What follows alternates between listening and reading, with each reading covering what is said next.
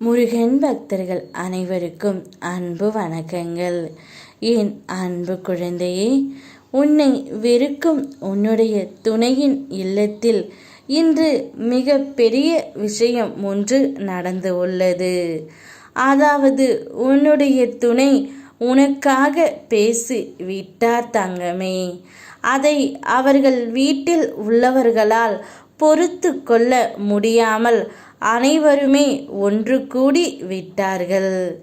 எதற்காக உனக்காக அவர் பேச வேண்டும் என்ற எண்ணம் அவர்களுக்கு மிகவும் மேலோங்கி நின்றதால் உன்னுடைய துணை எப்பொழுது அவதிப்பட்டு கொண்டிருக்கின்றார். இப்படி ஒரு விஷயம்தான் உன்னுடைய துணையின் வீட்டில் நடந்து உள்ளது.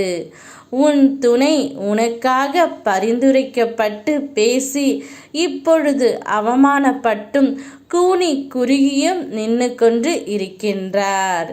ஏனென்றால் அவருடைய மனதில் இப்பொழுது இருப்பது நீயாகத்தான் இருக்கின்றாய். அதை அவரால் வெளிப்படையாக இத்தனை நாட்களாக பேச முடியவில்லை. இப்பொழுது பேசி விட்டார். அதனால் அவர்கள் வீட்டில் உள்ள அனைவருமே ஒன்று கூடி விட்டார்கள். உனக்கு இந்த விஷயம் சந்தோஷம்தான் தங்கமே.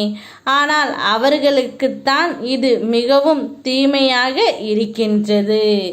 உன்னுடைய துணையின் மனதில் கொஞ்சம் கொஞ்சமாக நீ இடம் பிடித்து விட்டாய்.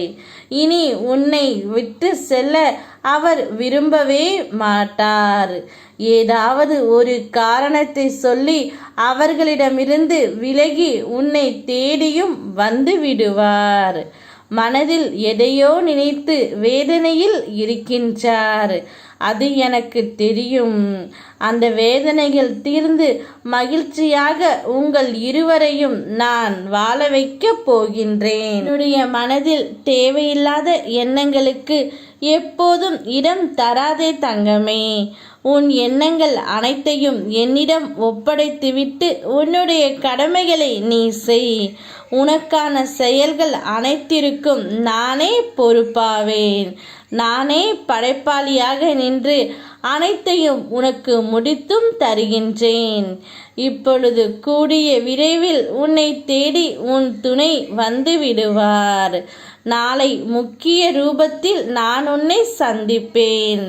என்னுடைய வருகைக்கு பின் மிக பெரிய நன்மை உனக்கு நடக்க உள்ளது. சந்தோஷத்தை வரவேற்க சந்தோஷமாக காத்து கொண்டே இரு. யாம் இருக்க பயமேன். ஓம் முருகா.